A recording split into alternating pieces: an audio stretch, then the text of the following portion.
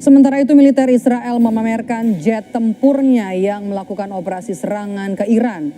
Dalam video yang dirilis ke publik, Angkatan Bersenjata Israel tak menyebutkan soal lokasi pangkalan udara tempat jet tempur yang menyerang Iran. Israel mengatakan ada 50 jet tempur yang dikerahkan dalam operasi berbasis intelijen terhadap target militer Iran di Teheran.